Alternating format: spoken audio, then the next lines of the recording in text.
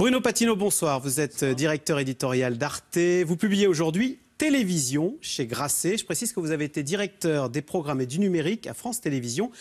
Un mot tout d'abord sur les programmes. Vous commencez votre livre avec cette citation, avec cette phrase de Jacques Chancel. « Il ne faut pas donner aux téléspectateurs ce qu'il aime, mais ce qu'il pourrait aimer ». Est-ce que ça s'applique toujours à la télé d'aujourd'hui, cette phrase ? La télé d'aujourd'hui, de toute façon, c'est une activité éditoriale, donc on ne sait jamais vraiment ce que le téléspectateur veut. Donc, est-ce que ça s'applique toujours ? J'en sais rien. En tout cas, il faudrait que ça s'applique, c'est sûr. Est-ce que vous avez regardé sur M6 le programme dimanche soir, Ambitions intimes, avec Karine Le Marchand ? Il y avait des tas de portraits très personnels. On a parlé de tout sauf de politique. On a vu Arnaud Montebourg avec des larmes. On a vu Marine Le Pen nous parler de sa petite enfance. Qu'est-ce que vous en pensez ? Vous dites c'est bien de voir ces présidents potentiels se mettre à nu, ou vous dites c'est une dérive vers l'infotainment, vers le divertissement que vous dénoncez dans votre livre ? Enfin, d'abord, la pipolisation de la politique, ça a toujours eu lieu d'une façon ou d'une autre.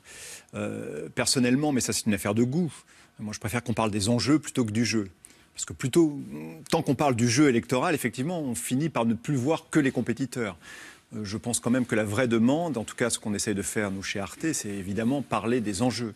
Là, les enjeux politiques, moi je trouve toujours très dangereux quand on déconnecte le jeu des enjeux. Vous avez vu le score historique de M6 bien sûr, soir ? mais c'est pas surprenant. Mais c'est pas parce que c'est pas surprenant qu'il faut le faire forcément, mais qu'ils le fassent eux. En même temps, moi je suis pas juge de ce qu'ils font. Et cette course à l'audience, vous y participez. Vous commencez votre livre par ce chapitre qui s'appelle l'alerte de 9h02. Racontez-nous ce que c'est que l'alerte de 9h02 non, si vous dans voulez, le milieu. Le livre, il a pour but de raconter la télé, mais de raconter des choses qui, je crois, font sens, en tout cas expliquent ce qu'est la télé d'aujourd'hui. Donc évidemment, quand vous travaillez dans la télévision, vous savez très bien que personne n'est joignable entre 9h et 9h02. Qu'est-ce qui se passe ? Parce qu'à 9h, vous avez les chiffres d'audience. De la veille. De la veille, évidemment, qui arrivent maintenant sur votre téléphone portable. Autrefois, ça arrivait par d'autres mécanismes. Et là, évidemment, tout le monde... que les gens s'en prétendent détachés ou pas, tout le monde à 9h, à l'œil rivé sur son smartphone, regarde ses audiences, les audiences des autres, les audiences des concurrents, les audiences des gens dont on pense qu'ils pourraient bien faire ou pas, on est surpris, pas surpris, et puis juste après la réception des audiences, il faut évidemment envoyer les messages quand vous êtes... Alors, vous les livrez ces messages. Alors quand les audiences sont très bonnes, bon voilà, parfait. Quand les audiences sont mauvaises, il y a deux types de mails qu'on peut recevoir.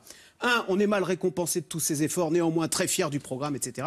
Ou alors il y a l'autre mail, il se confirme que nous avons du travail. Ça veut dire quoi ? Ça veut dire que les jours de l'émission sont comptés ? En tout cas, ça veut dire qu'on a du travail. C'est-à-dire qu'effectivement, vous savez bien... vous participez à cette télé jetable, c'est ça que je veux dire. Mais non, c'est pas la télé jetable. Attendez, Michel Drucker qui a fait 50 ans, c'est fini, ça. Aujourd'hui, ça ne se verra plus. C'est pas ce que je dis. Et en tout cas, c'est pas ce que je raconte. Ouais. C'est-à-dire que ce que je raconte, effectivement, c'est une période, c'est un moment où il y a toujours Michel Drucker. Et il y a à la fois des choses très éphémères et puis il y a les systèmes qui arrivent.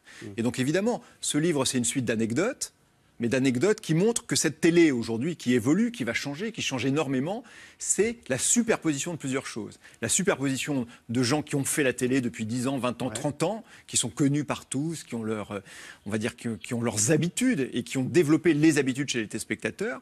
C'est la superposition des choses qui arrivent, pouf, qui sont de passage. C'est la superposition de cette télé qui a du sens, les séries, les documentaires, ce qu'on raconte, et puis des gros systèmes numériques qui arrivent. Et donc, si vous voulez, vous ne participez pas à la course à l'audience forcément, mais vous la regardez, parce que comment voulez-vous savoir si votre programme a été regardé ou pas ? C'est quand même important. Allez, Vous-même, à 9h, vous les regardez. Dernière petite question. Oui, on les a tous les jours. Évidemment. Vrai, hein. J'étais très surpris d'ailleurs quand j'ai commencé dans le métier de savoir parce qu'en radio, on a les audiences une fois tous les 3 mois. Tous les 3 mois. Et du coup, on ne dit pas du tout la même chose. Et c'est vrai que ça change. Dernière petite question sur le milieu de la télé.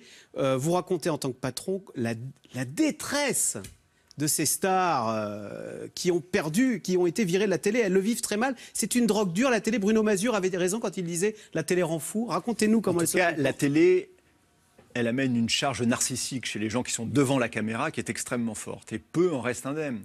Et donc, si vous voulez, ce que j'essaye de raconter dans le livre, c'est qu'évidemment, il y a les stars triomphantes, il y a les stars montantes, et puis il y a les stars, entre guillemets, déchues. Pour les stars déchues, je ne donne pas les noms, ça ne vaut pas la peine, mais je raconte en tout cas ces anecdotes que vous avez et qui sont réellement touchantes, en vérité. Quand vous avez des gens qui viennent, et dont vous voyez bien que le but, ce qui les meut, c'est effectivement d'être reconnu dans la rue, d'avoir une reconnaissance dans la rue, d'avoir une présence dans le foyer des téléspectateurs et qui vivent très très mal leur absence, dont ils pensent que c'est effectivement ça remet en cause leur propre existence. Ça, quand vous venez pas du monde de la télé, ce qui était mon cas, hein, avant que je sois à France Télévisions, je n'avais jamais fait de télévision à proprement parler, c'est la première chose qui vous surprend, c'est-à-dire ce fait, je veux encore apparaître à la télévision. Voilà, et on vous appelle à 3h du matin, des stars déchues, n'importe quelle émission, à n'importe quelle heure, sur n'importe quelle chaîne, Monsieur Patino, s'il vous plaît. Bon, alors, vous parlez aussi de la transition avec l'arrivée d'Internet, qui change notre vision de la télé.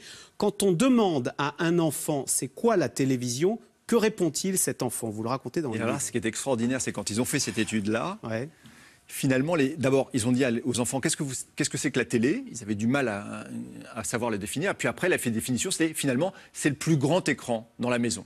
C'est le grand écran. Alors, c'est un écran qui est pratique, parce que l'image est belle, le son est beau, et en même temps, il est mal pratique, parce qu'il n'est pas tactile. Et parce qu'on passe par un drôle d'outil qui s'appelle la télécommande. Et les enfants, c'est-à-dire les tout petits, ont ce rapport très étrange avec ce grand écran-là, pas du tout fasciné, un peu... Bon, c'est un écran collectif, les parents voient ce qu'on regarde quand on est devant la télé, donc c'est pas très intime. Et en plus de ça, la télécommande, c'est quand même épouvantablement mal pratique. Donc c'est un des 4 écrans des 6 qui sont dans la maison. C'est quoi les autres alors? Il y a évidemment le smartphone, qui est l'écran intime, le doudou. Il y a la tablette, qui est l'écran qu'on peut partager avec les copains ou avec les copines ou qui traîne. Et puis il y a l'écran collectif. Et c'est pas rien de faire cette différence-là, parce que vous voyez bien que dans l'intimité de ce que vous regardez, c'est pas la même chose de le regarder sur votre smartphone ou de regarder sur la télé. Mais vous dites la télé vieillit, alors que les jeunes aujourd'hui, ils sont sur leur tablette ou leur smartphone à regarder les programmes individuels.